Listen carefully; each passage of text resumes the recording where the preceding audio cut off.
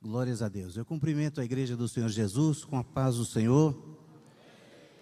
Meus queridos irmãos, aproveitando que todos estão sobre os pés, por favor, abram suas Bíblias no livro de Atos dos Apóstolos. Nós vamos ler um versículo para nós iniciarmos. Enquanto os irmãos estão encontrando o texto, eu quero louvar a Deus pela vida dos nossos pastores, pastor presidente desse campo, pastor Osmar José da Silva, também o nosso pastor vice-presidente, pastor Osmar Goulart, por esta tão rica e honrosa oportunidade. Confesso aos irmãos que é sempre muito honroso estar aqui, mas sempre deixa as nossas pernas trêmulas, literalmente, né? O nosso coração apertado. Eu agradeço a Deus pela vida dos nossos pastores, por essas oportunidades, espero corresponder à expectativa do Espírito Santo e a expectativa dos nossos pastores para alimentar a igreja do Senhor Jesus com palavra viva. Que Deus abençoe. Atos, capítulo de número 7 e o versículo de número 51. Trago a saudação da minha esposa, a missionária Abigail, a toda a igreja. Nós tivemos um pequeno imprevisto agora na hora de sair de casa. Nós estávamos com o nosso netinho esperando a chegada do Elian para buscar o netinho, para a gente sair para cá. E às 6 horas ele mandou uma mensagem para a mãe dele: estou saindo da barbearia agora. E era 7 horas, não tinha chegado ainda, não atendi o telefone. Aí eu já vim preocupado para cá, mas graças a Deus está tudo bem. Ele mandou uma mensagem agora, e esse estou saindo levou 1 hora a mais, né? Mas graças a Deus está tudo bem. Por conta disso, a Abigail não veio e ficou lá com o netinho. Verso 51, a Bíblia diz assim: homens de dura cerviz e incircuncisos de coração e ouvido, vós sempre resistis ao Espírito Santo, assim vós sois como vossos pais. Verso 52 ainda: a qual dos profetas não perseguiram vossos pais? Até mataram os que anteriormente anunciaram a vinda do justo, do qual vós agora fostes traidores e homicidas. Somente está aqui, palavra grave, né? Que Deus abençoe. Por favor, tomem assento, meus irmãos.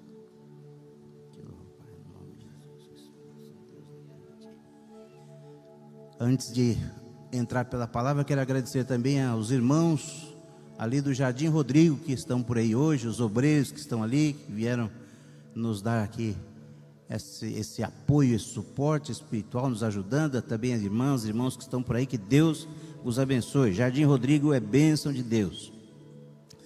Meus irmãos, capítulo 7 do livro de Atos traz fundamentalmente a palavra de defesa de Estevão. E quando nós falamos em defesa, eu quero considerar algumas coisas aqui com os irmãos. Nós temos, por exemplo, só para a gente entender bem, captar bem,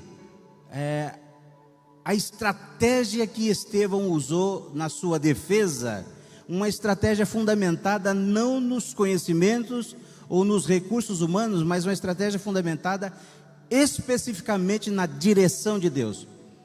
Quando nós consideramos, por exemplo, a Constituição do Brasil, a Constituição brasileira, nós temos no artigo 5º, alguns irmãos aqui são causídicos, trabalham na área do direito, poderiam falar sobre esse assunto com toda a propriedade, então eu vou vigiar bastante, porque eu não sou da área do direito, mas para a gente enriquecer aqui, vamos considerar algumas coisas. No artigo 5, a Bíblia diz que qualquer pessoa que passe por processo dentro desse âmbito, ele tem alguns direitos. Por exemplo, primeiro deles, ampla defesa e contraditório. Quando nós observamos, irmãos, e nós vamos considerar rapidamente, porque não dá tempo de falar tudo, mas algumas coisas do discurso de Estevão, nós vemos que logo de início, quando ele inicia o seu discurso, ele chama a atenção dos líderes que estavam ali, os do sinédrio que estavam ali, ele capta, prende a atenção, porque ele justamente evita usar o contraditório. Ele não entra contradizendo a acusação, tentando se defender. Ele entra contando a história de Israel, fazendo um resumo teológico de toda a história bíblica. Mas vamos para frente. Dentro do direito constitucional, na nossa Constituição, nós temos ainda a presunção de inocência. Outro detalhe que nos chama a atenção, que quando Estevão começa a falar, ele não se preocupa com essa questão. O que é a presunção de inocência? A lei diz o seguinte, a Constituição diz o seguinte, que ninguém é culpado até que se prove que essa pessoa realmente tem culpa. Ou seja, toda pessoa, todo réu, até ser provado o contrário, ele é inocente.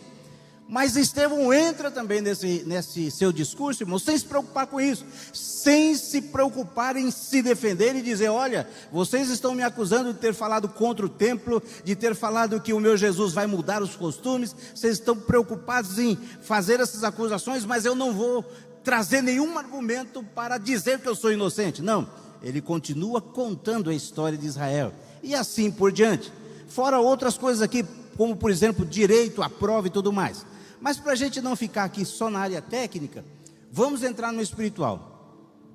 Antes de nós considerarmos especificamente, irmãos, o capítulo 7, eu quero aqui fazer uso da extrema gentileza e finesse do pastor que ministrou semana passada, que eu esqueci o nome aqui, meu Deus, está com o nome na ponta da língua. Como é que é o nome mesmo? É o Daniel Crepaldi, está ali. Oh meu Deus, perdão pastor, misericórdia. Daniel Crepaldi, pastor, ele deixou um trechinho do capítulo de número 6, que introduz a vida de Estevão, e eu quero fazer um resumo rápido sobre esse ponto, para a gente mergulhar aqui. Irmãos, quem era o Estevão? Quem era esse homem que recebe todas essas acusações diante do sinédrio e que acaba por perder sua vida como o primeiro mártir? A Bíblia diz, nós não vamos repetir o que foi ministrado na semana passada, mas a Bíblia diz que a igreja tinha a necessidade de passar por um momento de organização. Os apóstolos estavam servindo a mesa e servindo a palavra, e agora, por conta das complicações que isso gerou, trazendo inclusive algumas reclamações ali dos gregos, dos judeus helenistas e assim por diante, os apóstolos decidem o seguinte: olha, nós vamos levantar uma diaconia, um grupo de trabalho que vai servir as mesas. Guarde bem essa palavra, servir, essa expressão, servir as mesas. Eles dizem o seguinte, no versículo 3, eles dizem o seguinte: olha, para fazer parte desses homens, dessa equipe de trabalhadores, esses homens precisam ter 3 características. Eles precisam ser pneumarrágios, quer dizer o seguinte: cheios do Espírito Santo. Eles precisam ter o Sofia, que quer dizer sabedoria, e eles precisam ter também martúrio, que quer dizer o seguinte: boa reputação. Cheios do Espírito Santo, sabedoria e boa reputação. E aí a Bíblia nos dá o nome desses 7 homens lá no capítulo 6, e a partir do verso 3 nós vamos ali ver, do versículo 5 especificamente. Irmãos, por que é importante falar isso como introdução a esse assunto do capítulo 7? Porque a Bíblia vai nos dizer que Estevão, que é o primeiro a ser nomeado entre esses homens, e isso quer dizer que ele tinha essas 3 qualidades: era cheio do Espírito Santo, era um homem que tinha sabedoria e era um homem que tinha boa reputação. Ele começa a se destacar, porque ele é levantado para servir as mesas, mas por conta de algo que ele tinha a mais, ele passa a não só servir as mesas, mas ele passa também a servir a palavra. Por quê? No versículo de número 5, a Bíblia diz que Estevão, além do pneuma, além do sofia e do martúrio, ele também era um homem cheio de pistes. O que quer dizer pistes? Fé. Estevão começa a se destacar naquele grupo de 7 homens, porque além de ter boa reputação, sabedoria e ser cheio do Espírito Santo, ele tinha uma fé ativa, uma fé que gerava, uma fé que criava, uma fé que produzia. Mas não só isso, a Bíblia diz no versículo número 8, que ele também tinha caris ou charis, que é graça, e dunamis, que quer dizer poder. E aí, irmãos, para a gente não ficar muito na área técnica e mergulhar mais para o espiritual, o que eu quero dizer aqui, o que o Espírito de Deus comunica ao meu coração, que Estevão começa a chamar a atenção, porque ele tinha boa reputação, era cheio do Espírito Santo, tinha sabedoria, mas ele também tinha fé, e ele também tinha graça. E uma pessoa que tem graça, é uma pessoa que conquista as pessoas, é uma pessoa que é gostoso de estar perto. Não é aquele crente que quando você chega perto você fica incomodado, porque tudo para ele é pecado, tudo para ele é crítica, tudo para ele é zombaria, tudo para ele é repreensão. Não, uma pessoa que tem charis, uma pessoa que tem graça, você quer ficar perto, porque vai ter revelação, vai ter presença de Deus, vai ter comunhão, vai ter alegria, você vai ser mais cheio do Espírito Santo. E Estevão tinha isso, ele tinha graça de Deus, e aonde ele chegava, ele era bem quisto, era uma pessoa que chamava a atenção. Mas além disso, ele tinha dunamis, poder, e o poder faz o quê? O poder movimenta. Irmãos, quanta gente dentro da igreja que não tem mais poder, e quando acaba-se esse dunamis do Espírito Santo na vida do crente, o que acontece? Ele fica acomodado, ele não tem mais ânimo, mal tem forças para levantar a sua mão muitas vezes e dizer glória a Deus. Quantos cultos que nós vemos nas nossas congregações, que às vezes você precisa dar uma chacoalhada ali, povo de Deus, nós somos chamados para glorificar. A Bíblia diz, no seu templo todos dizem glória, e muitas vezes está faltando ânimo para dizer glória a Deus. Por quê? Porque falta o dunamis do Espírito, o poder na vida do crente. Estevão tinha tudo isso, por conta disso ele se destaca de uma maneira sobrenatural. E quando o crente se destaca, ele começa a chamar a atenção de um grupo que a Bíblia diz ou classifica como alguns. Ainda do capítulo 6, já vamos correr aqui. Vamos lá. Versículo de número 8. A Bíblia diz assim: e Estevão, cheio de fé e de poder, fazia prodígios e grandes sinais entre o povo. Ah, pastor, mas você disse que ele começou a ministrar a palavra. A Bíblia está dizendo que ele fazia prodígios. Irmãos, observem que a Bíblia nos diz claramente, Marcos 16, 20, Atos 14, verso 3, a Bíblia diz que os sinais, eles sempre se manifestaram confirmando a palavra. Isso quer dizer que se na vida de Estevão havia sinais e prodígios, é sinal que havia palavra. Sinais e prodígios que acontecem sem palavra, tem alguma coisa errada, tem alguma coisa duvidosa. Tem muitos movimentos por aí que estão pregando sinais e prodígios. Inclusive tem gente por aí até nomeando anjos, diz que conversa com o anjo fulano de tal, o anjo ciclano, e ainda para, faz umas lives meio esquisitas. Não vamos ficar falando mal de ninguém, mas às vezes eu me divirto vendo essas coisas, que o camarada para, oi, pois não, anjo? Sim, fulano. Não, e tem gente que tem até a ousadia de falar, peraí, que você está falando demais. Irmãos, que absurdo que é esse? E tem gente que acredita nessas coisas, mas não há palavra. Se não houver palavra, não vai haver sinais de verdade. Mas quando a palavra de Deus, quando a ministração de uma palavra pura, verdadeira, fundamentada na revelação bíblica, aí os sinais que se seguem confirmam esta palavra. Por conta disso, Estevão chama a atenção. Uma pessoa benquista, uma pessoa amável, uma pessoa cheia de alegria, uma pessoa que se movimentava, que participava, uma pessoa que estava ativa. E aí o que acontece? A Bíblia diz assim no versículo 9, estamos terminando a introdução: e levantaram-se alguns que eram da sinagoga, e a Bíblia vai nomear aqui 6 sinagogas, 6 grupos: libertos, sireneus, alexandrinos, Cilícia, Ásia, 5 na verdade, Muito bem, 5 grupos aqui. Irmãos, não vamos tomar tempo aqui explicando cada uma dessas sinagogas. Todos esses grupos aí foram grupos que foram formados, vamos dizer assim, de uma forma externa. Por exemplo, os alexandrinos, que estavam lá em Alexandria, lá no norte da África, lá no Egito, na verdade. E esse grupo vem para Jerusalém. Quando eles chegam em Jerusalém, esse grupo se mantém fechado. Então eles criam ali a sinagoga dos alexandrinos. Os sireneus, aqueles que vieram de Cirene e assim por diante. Os libertos, aqueles que foram libertos da diáspora judaica. Alguns falam sob Pompeu, outros falam outro nome de imperador. Mas vamos deixar esses detalhes para a gente não ficar historicamente trabalhando, mas entrar sempre no campo da revelação espiritual. Olha só. A Bíblia fala não que há sinagogas, mas alguns. E quando eu li esta palavra, me apertou o coração, irmãos, porque aonde a gente for, sempre vai haver esse grupo dos alguns. Você pode estar no melhor lugar do mundo, na melhor igreja, a igreja mais estruturada, um ministério sadio, saudável, como é o nosso, cheio de homens de Deus comprometidos com a palavra. Temos ouvido aqui estudos fabulosos nas nossas terças-feiras, homens que trazem bagagem, tem palavra. Você pode ir a esse lugar, você vai ouvir palavra de Deus, mas em todos esses lugares sempre vai ter o grupo dos alguns. E quem são essas pessoas?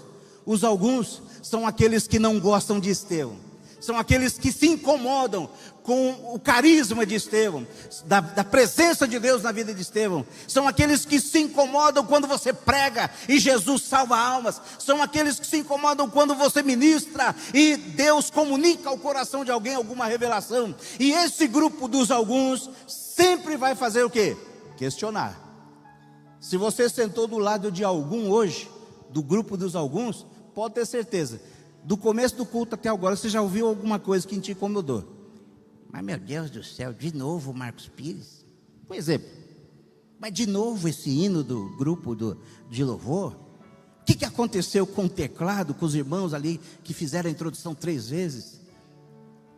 Todos nós somos tentados a isso, irmãos, mas quando a tentação vem, você tem que dizer o seguinte: opa, eu não sou do grupo dos alguns, eu sou do grupo de Estevão. Eu vou dando glória e Deus vai trabalhando.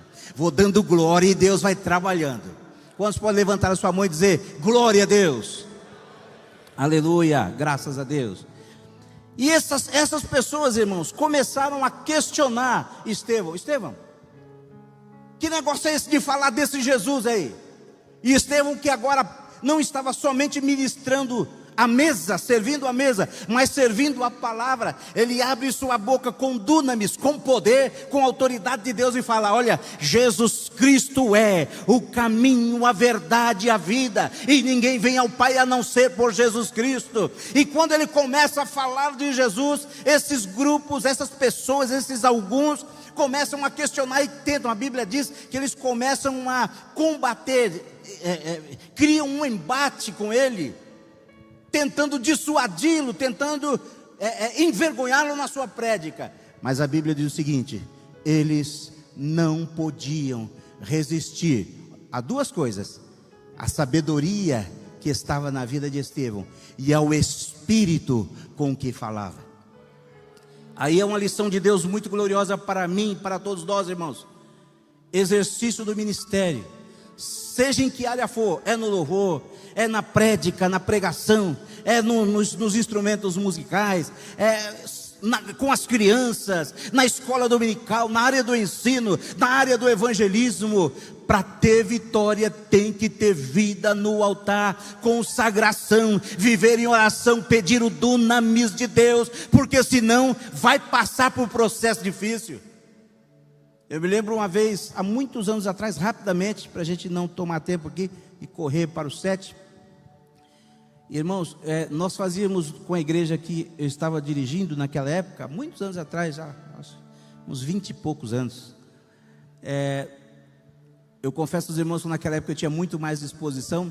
Eu juntava os nossos jovens, depois de algum tempo de treinamento, juntávamos os nossos jovens, fazíamos um período de oração e saíamos para o evangelismo, mas não o evangelismo diurno. Eu falava para aquela meninada: olha, vocês vão ver o que é enfrentar o inferno agora, cara a cara mesmo. E a gente saía às 11 horas da noite, todos com autorização dos pais, somente os maiores, menor somente com autorização dos pais, ou acompanhado de responsável, mas a gente saía e ia, irmãos, da igreja que a gente estava, do lugar que a gente estava, até o centro da cidade a pé. Cruzava a avenida Itavuvu todinha e entregando folheto, chegava no centro. Irmãos, e parecia, quando a gente chegava no centro da cidade, era quase 1h da manhã, né? Mas parecia que ia escurecendo, daqui para lá ia escurecendo cada vez mais. E quando a gente chegava lá, a gente encontrava de tudo, mas uma situação caótica. Encontramos crentes desviados ali, pessoas que estavam marcando o programa na praça. A gente chegou para entregar o folheto e a pessoa falar, eu lembro de uma mulher que aquela noite falou: posso cantar um hino? Eu falei: cante, minha filha. Irmãos, a mulher cantou um hino e eu confesso aos irmãos, meus olhos encheram de lágrimas, porque ela cantou, sabe, com propriedade, mas estava ali marcando um programa, com o cliente do lado. E quando ela canta aquele hino, ela mesma começa a chorar. Ela diz: orem por mim, porque por causa de mágoa eu saí do meio do rebanho, e olha hoje a minha situação. Irmãos, e aqui o rapaz do lado irritado, e nós ali, aquele grupo, eu sempre orientava: sejam rápidos, entrega o folheto, fala rápido de Jesus e vamos para frente, para não atrapalhar ninguém lá, para ninguém dar lugar para o diabo lá. Mas irmãos, quantas vezes nessas situações nós enfrentamos problemas que, se não fosse a vida de oração daqueles jovens e o preparo com a palavra, nós teríamos saído envergonhados. Mas quando você fala assim: Senhor, eu tenho consciência, sem ti eu não posso fazer nada. Hoje eu dobrei os meus joelhos durante o dia, irmãos, pedi licença lá no serviço, falei: hoje eu não vou trabalhar não, hoje eu vou buscar Deus, porque isso é muita responsabilidade estar aqui. E eu falei para Jesus mais uma vez: Jesus, sem ti eu não dou conta, eu não posso nada. Me ajuda a comunicar algo para que a tua igreja receba a vida. E nós estamos aqui na dependência do Espírito Santo. Mas tem uma coisa: sempre vai ter algum que vai questionar. Será que orou mesmo? Será que só não quer fazer uma média? E aí vai. Mas nós vamos dando glória a Jesus. E a Bíblia diz assim, ó: não podiam resistir à sabedoria e ao Espírito que falava, porque a sabedoria não era dele, era espiritual, e o Espírito não era o Espírito dele, era o Espírito Santo. E quando ele se move na vida do crente, aí é coisa gloriosa. Vamos correr para o capítulo 7. A Bíblia diz então, irmãos, quando eles não conseguiram calar a boca de Estevão, o que eles fazem? Eles mostram a sua verdadeira natureza. A Bíblia diz aqui no versículo 11 que eles tomaram algumas atitudes. Olha só, a partir do versículo 11: eles subornaram algumas pessoas para que dissessem: ouvimos Estevão proferir palavras blasfemas contra Moisés e contra Deus. Segunda coisa, excitaram o povo. Ô crente, olha aqui para mim. Ei, irmãos, igreja de Cristo, cuidado com os excitadores de massas. Cuidado, irmãos. Cuidado com gente que fala bonito, mas que não está cheio do Espírito Santo de Deus e que nos quer incitar contra quem Deus tem estabelecido. Cuidado. E quando eu falo contra quem Deus tem estabelecido, eu estou falando simplesmente no nível mais alto, contra os nossos líderes, os nossos pastores. Irmãos, dentro da congregação eu vejo isso. Quantas vezes dissimuladamente alguém tenta minar a liderança do líder de jovens, a liderança do círculo de oração, a liderança das crianças, a liderança da escola dominical. Assim, muito dissolutamente, dissimuladamente, alguém tenta minar no coração dos crentes, excitando os crentes contra aquilo que Deus tem estabelecido. Esses fazem parte dos alguns. Cuidado. E a Bíblia diz que eles excitaram, olha só, o povo. Mas eles foram mais longe, os anciãos, os escribas, e investindo contra Estevão, o arrebataram, o tomaram à força e o levaram ao conselho. Aí no versículo 13 diz assim, estamos chegando no 7, apresentaram falsas testemunhas, que diziam: este homem não cessa de proferir palavras blasfemas contra este santo lugar e a lei, porque nós lhe ouvimos dizer que esse Jesus Nazareno há de destruir este lugar e mudar os costumes que Moisés nos deu. Aí, para fechar, então todos os que estavam assentados no conselho, fixando os olhos nele, viram o seu rosto como o rosto de um anjo.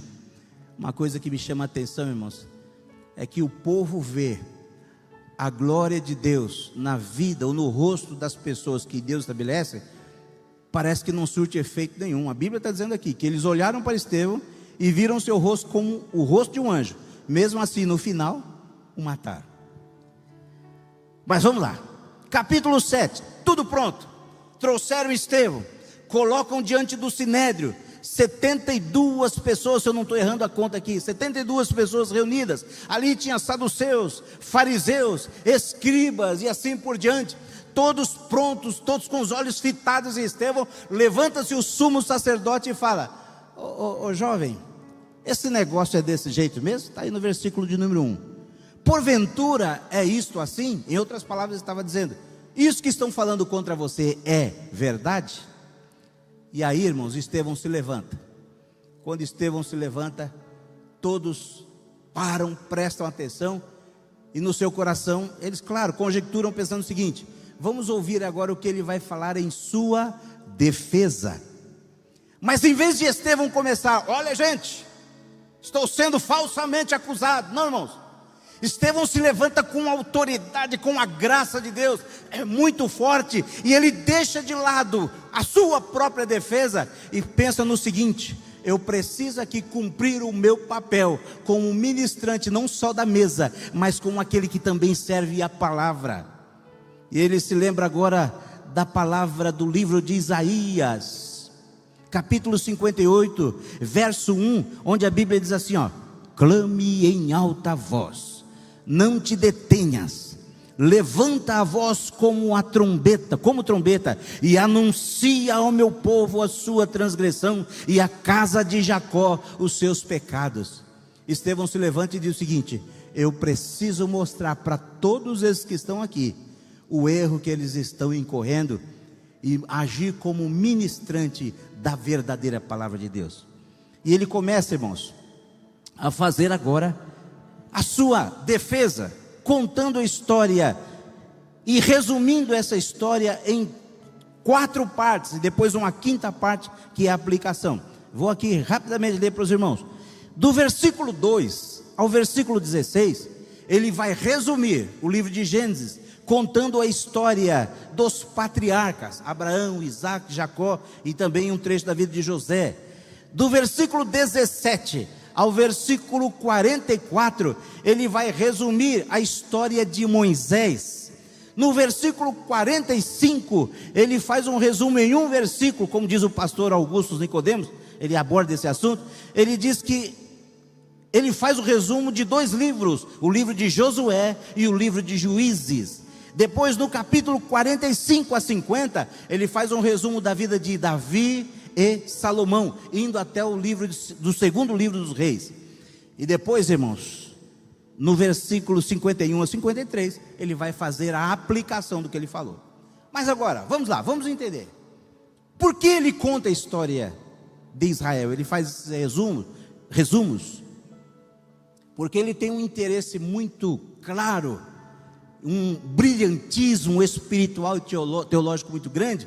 Ele fala o seguinte: primeiro eu vou chamar a atenção do povo para a palavra, e depois eu coloco diante do povo a verdade que eles precisam ouvir, não a minha verdade, porque eu não vim aqui para me defender, eu vim aqui para fazer apologia à palavra de Deus, fazer defesa da fé. E olha só, irmãos, ele começa contando a história dos patriarcas. Eu poderia tomar algum tempo especificamente aqui falando sobre Abraão, Isaac e Jacó, mas eu vou deixar isso para um pouquinho mais para frente, se houver tempo.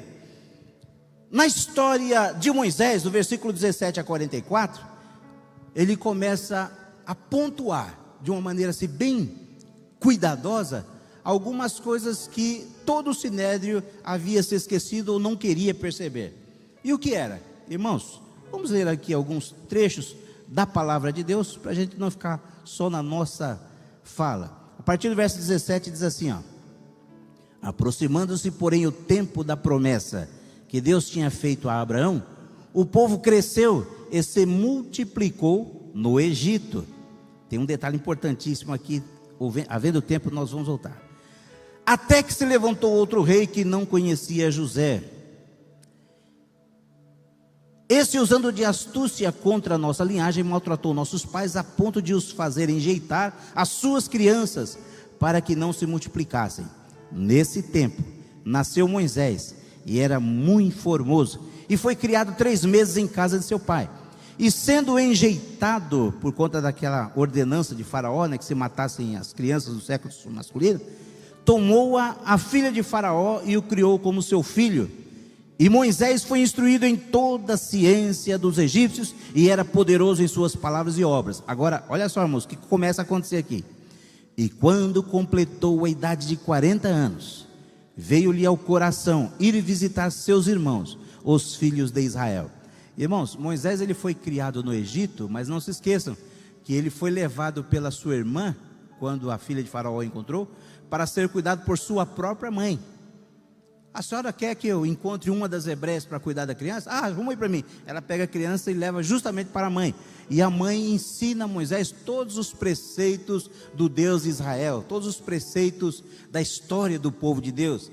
Ele foi criado no Egito, mas tinha toda a educação espiritual ali também. E acontece que quando ele completa 40 anos, irmãos, apesar de não ter, escute bem isso, ele tinha 40 anos, ele não tinha recebido a sua chamada, mas ele já tinha convicção da sua missão. Ele sabia no seu coração que ele seria o homem usado para libertar o povo de Israel. Só que o que acontece?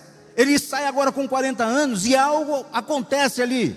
A Bíblia nos diz, verso 24: e vendo maltratado um deles, o defendeu e vingou o ofendido, matando o egípcio.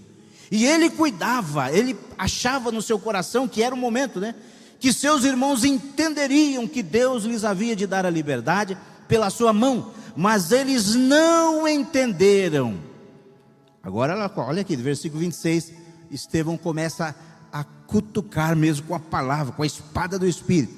E no dia seguinte, pelejando eles, foi por eles visto e quis levá-los à paz, dizendo: varões, sois irmãos, 2 israelitas brigando ali, por que vos agravais um ao outro? Olha o verso 27, aqui começa o mistério. E o que ofendia o seu próximo, o repeliu, dizendo: quem te constituiu príncipe e juiz sobre nós? Queres tu matar-me como ontem mataste o egípcio? E a esta palavra fugiu Moisés, e esteve como estrangeiro na terra de Midian, onde gerou 2 filhos. Irmãos, Estevão começa a pontuar aqui. Olha, ele vai falar lá no verso 51, mas agora indiretamente ele está dizendo o seguinte: olha, os vossos pais rejeitaram Moisés. Ele não tinha sido chamado, mas ele já tinha a convicção da missão. E quando ele defende um dos seus irmãos, e no outro dia ele vai separar uma discussão dentre os seus irmãos, aquele que estava ofendendo o ofensor o repele, dizendo: quem te colocou aqui para fazer alguma coisa, rapaz? Você está querendo me matar como você matou o egípcio ontem? E a Bíblia diz que por conta disso Moisés agora tem que fugir. Ou seja, o povo rejeita. Escute essa palavra: o povo, através desse episódio, rejeita a vida e o propósito de Moisés. Moisés, ninguém te colocou aqui, você não serve para mim não. Mas irmãos, Estevão vai apertando. Eu não vou ficar lendo tudo aqui para não cansar os irmãos, mas vocês podem ver, depois ele vai citar o exemplo de quando Moisés foi para o monte, passou 40 dias, 40 noites no monte, e o povo que estava lá embaixo começaram a falar: cadê o Moisés? Esse Moisés a gente não sabe onde está. Arão, faça-nos deuses que nos conduzam.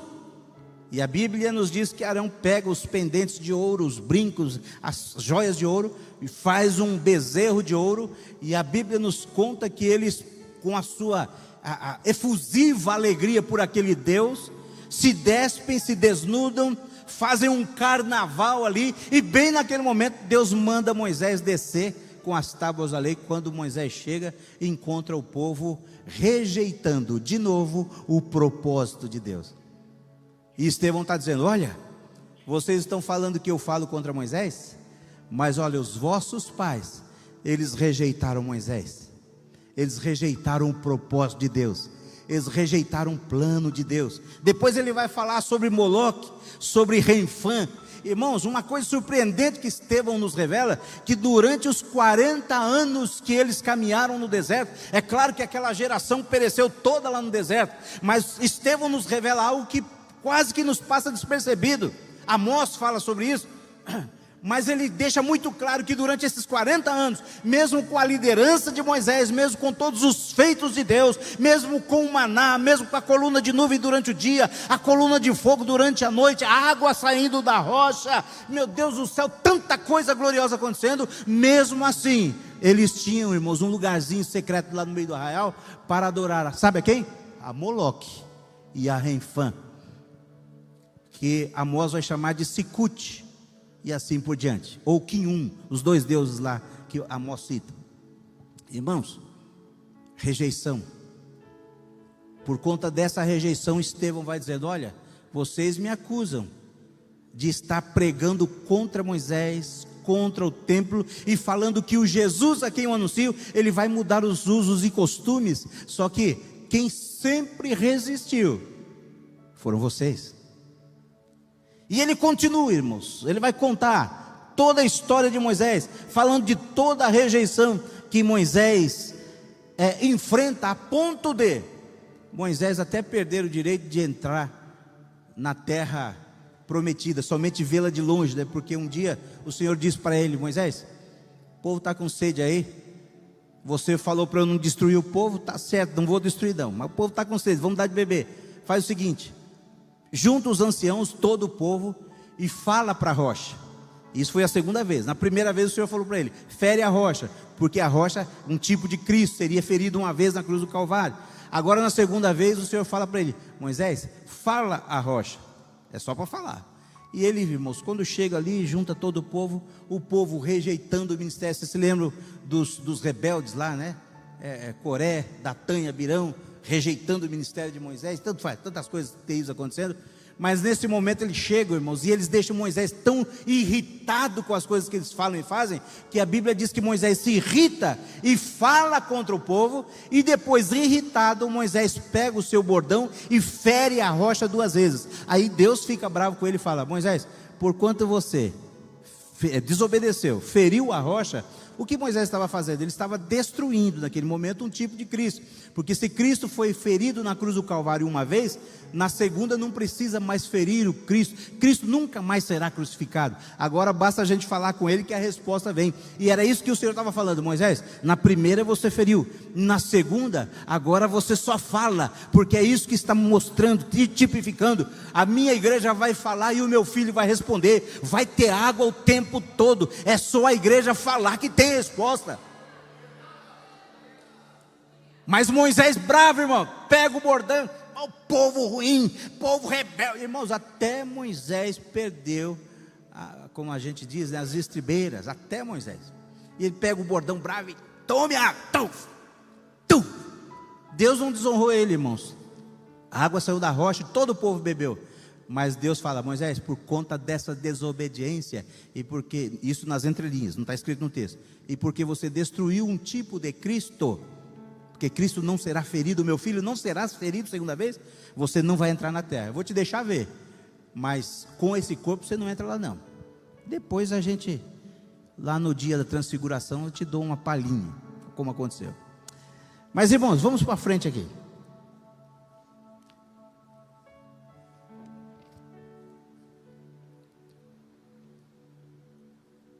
Glória a Jesus. Eu quero ler para vocês o versículo 39. Isso, 38 e 39. Para depois a gente já correr aqui para o final. Eu vou ler o 37, 38 e 39, para ficar mais claro. Este é aquele Moisés que disse aos filhos de Israel: o Senhor vosso Deus vos levantará dentre vossos irmãos um profeta como eu, a ele ouvireis. Olha a inteligência de Estevão, irmãos, pregando a palavra. Primeiro ele fala de Moisés, depois fala que Moisés profere essa palavra profética, dizendo: o Senhor levantará um profeta como eu. E o que ele estava dizendo? Assim como o povo rejeitou Moisés, o povo agora também rejeitaria, ou estava rejeitando, esse profeta que se levantou, quem era esse profeta? Cristo, o próprio Cristo. A ele ouvireis. Verso 38. Este é o que esteve entre a congregação no deserto, com um anjo que lhe falava no monte Sinai, e com nossos pais, o qual recebeu as palavras de vida para nos dar. Verso 39, olha aí a rejeição. Ao qual nossos pais não quiseram obedecer. Ao qual, olha a inteligência de Estevão, ele aborda já dizendo, ao qual nossos pais não quiseram obedecer. Antes, o rejeitaram, e em seu coração fizeram pior. Rejeitaram, e no seu coração tornaram para o Egito. E dizendo a Arão, faze-nos deuses, verso 40, que vão adiante de nós, porque é esse Moisés que nos tirou da terra do Egito, não sabemos o que lhe aconteceu. E naqueles dias fizeram o bezerro, e ofereceram sacrifícios ao ídolo, e se alegraram nas obras das suas mãos, e assim por diante. Para a gente remir o tempo, se você ler o restante do capítulo 7, irmãos, 3 pontos importantes. Eu estou focando em um deles, que é a rejeição. Mas são 3 pontos que são colocados aqui, que Estevão aborda. Um é que o povo daquela época valorizava por demais a terra, o templo e a lei. Tinha que valorizar, eram coisas de Deus. Só que eles estavam colocando tanto a terra, quanto o templo, quanto a lei no lugar errado. Por quê? Eles estavam colocando tudo isso acima do próprio propósito de Deus, acima do próprio plano e acima do próprio Deus. E aí Estevão vai falar o seguinte: olha gente, vocês falam, por exemplo, vocês falam que Deus só fala aqui nessa terra, só fala nesse tempo. Deus, quando falou com Abraão, ele ainda era Abrão, falou ainda lá em Ur dos Caldeus, lá na terra cheia de idolatria. Foi lá que Deus apareceu e falou. Então, um dos pontos, que não vou abordar porque nós não vamos ter tempo aqui, mas ele combate isso também, que as pessoas estavam valorizando demais os símbolos, aquilo que representa o próprio Cristo e não o Cristo. Segundo, a rejeição.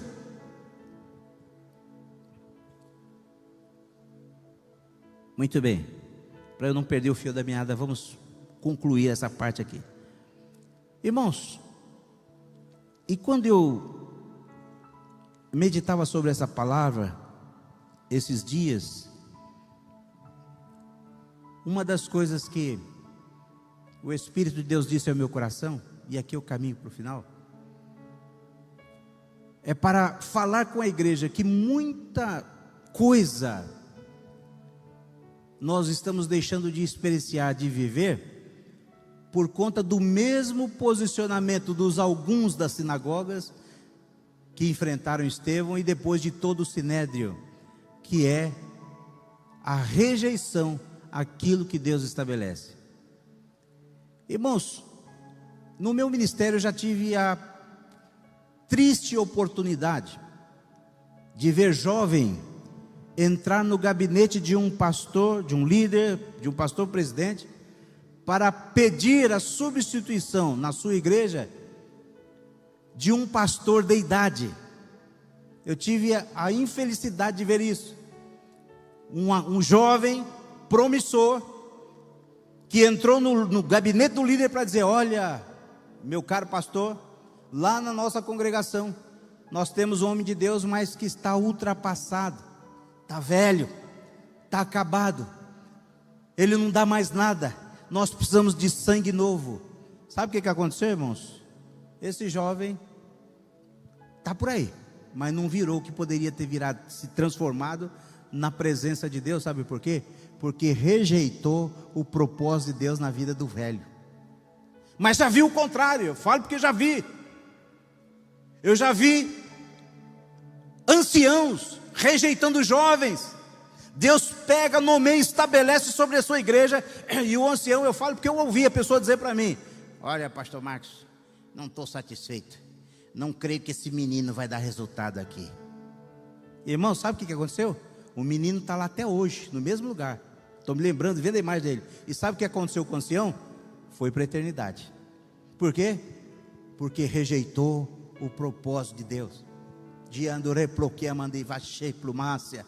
Eu preciso entrar por esse caminho, por obediência, aquilo que veio ao meu coração enquanto eu meditava nessa palavra. Irmãos, quantos casais estão se rejeitando? Satanás com muita facilidade tem jogado no meio da igreja, separa, larga, deixa, constitui outra coisa nova aí, você precisa ser feliz. Irmãos, casamento é missão, casamento é missão, e é missão de fé. Não é simplesmente meter o chute, fazer uma troca por aí e depois dizer está tudo bem. Não, o Senhor está dizendo, não estou ofendendo ninguém aqui, não quero ofender ninguém. O que eu estou dizendo é, continue lutando por tua vinha, guarde a tua vinha, não rejeite o que Deus te deu. Eu já vi obreiros rejeitando igrejas. Não, pastor, para lá eu não vou não. Sou um obreiro preparado, mereço muito melhor, mereço uma igreja grande. Irmãos, eu me lembro do texto bíblico falando que Jesus mandou os discípulos ir na frente, falando assim, vocês entram nas metrópoles e entram nos vilarejos. Está no texto bíblico, só não me lembro a referência porque eu não tinha programado falar isso. Ele diz o seguinte, entrem nas grandes cidades e entrem nos vilarejos, porque depois de vocês terem ido, eu vou entrar, tanto na cidade quanto no vilarejo. Sabe o que o Senhor está dizendo? O Senhor entra na cidade grande e o Senhor entra no vilarejo. Se o Senhor entra no vilarejo, irmão, por que eu não posso entrar? Mas eu já vi gente dizendo, eu não vou, eu não posso porque eu sou melhor que isso. E o seu ministério afundar, porque rejeitou o propósito de Deus. Estevão estava dizendo para o povo, gente, vocês falam que eu estou fazendo coisas erradas aqui, sendo blasfemo, mas aí ele cita o verso 51, homens de dura cerviz, incircuncisos de coração e ouvido. Para quem não sabe, cerviz é esse músculo aqui, irmãos, está aqui na nuca. É interessante que é fácil, principalmente para quem estuda um pouquinho de expressão corporal, né? E eu recomendo que todo pastor faça isso, se bem que a gente depois quase que fica meio que paranoico. A gente tem que pedir graça a Deus para parar de ver certas coisas. Você começa a enxergar muita coisa, né? Crente irritado no culto, você percebe rápido. Crente quando fica cansado de você falar, e você vai percebendo. E às vezes isso é meio complicado. Eu já vi crente dando glória a Deus no púlpito, irmãos. Aleluia, glória a Deus. Um pastor pregando, graças a Deus não era eu, mas eu estava observando o pastor pregando e o crente estava, glória a Deus, aleluia. E o corpo, não vou dizer qual sinal é, para não entregar ninguém, mas o corpo dizendo, não aguento mais, termina, para de falar.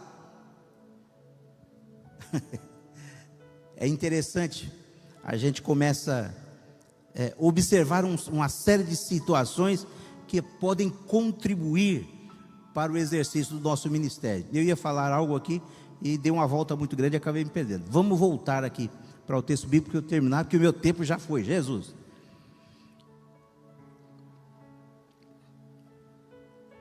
Vós sempre resistis ao Espírito Santo. Lembrei, então vamos concluir. Irmãos, a cerviz eu estava falando, né? É esse músculo aqui.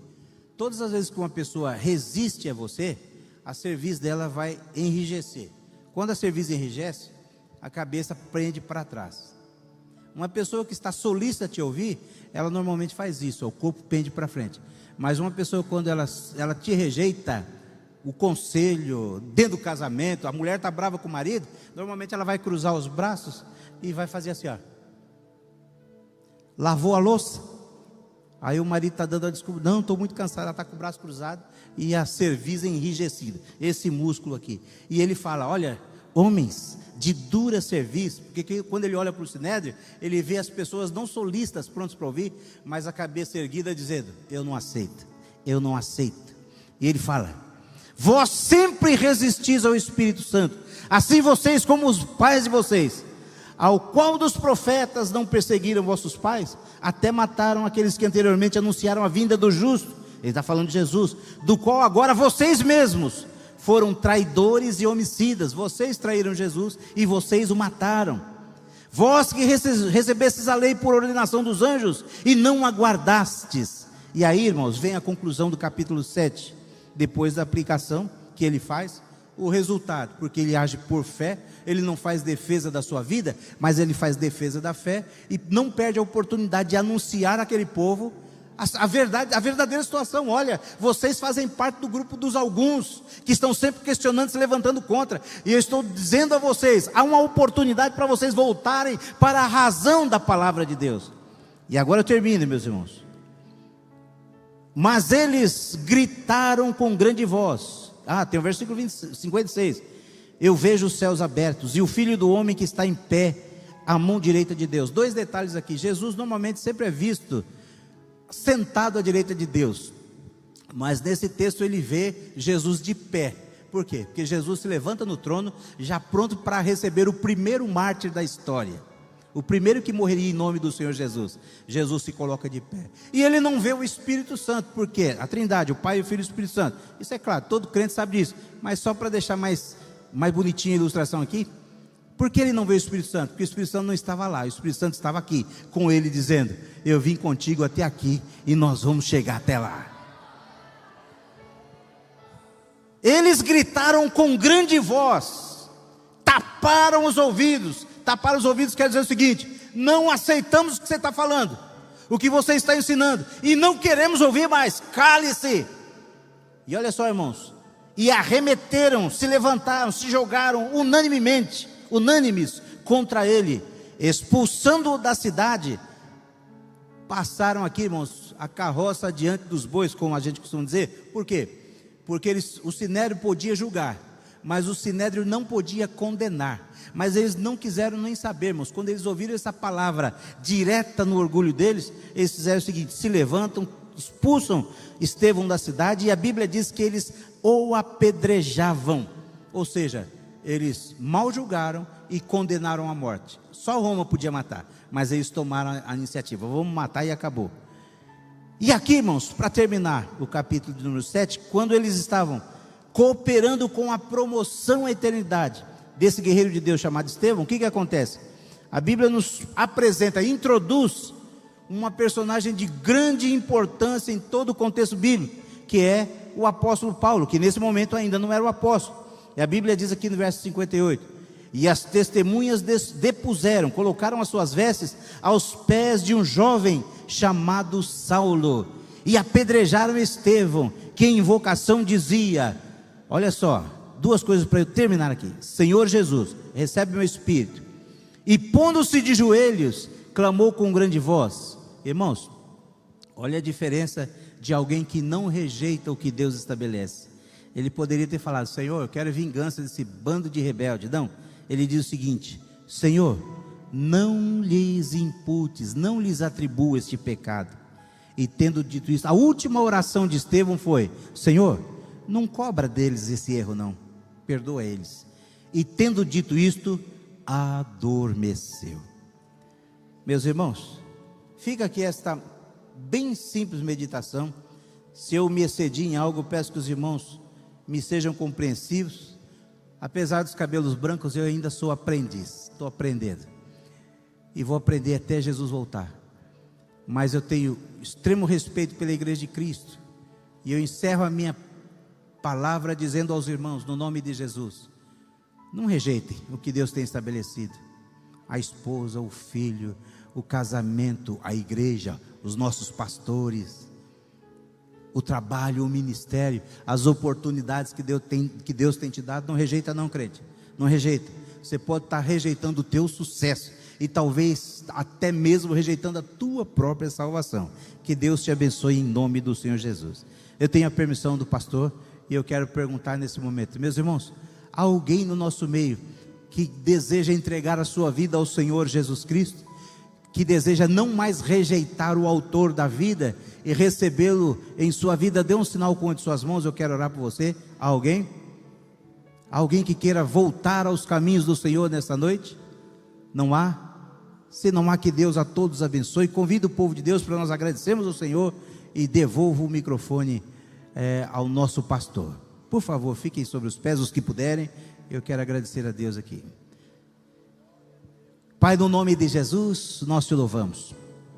Eu te agradeço por essa oportunidade, por tua misericórdia, Senhor eterno, por esse texto tão profundo, tão rico, meu Deus.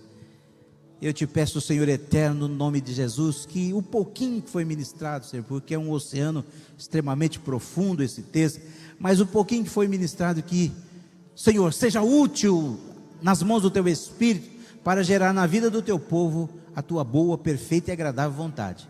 No nome de Jesus eu te peço, no nome de Jesus te agradeço. Amém, amém. Deus abençoe, povo de Deus.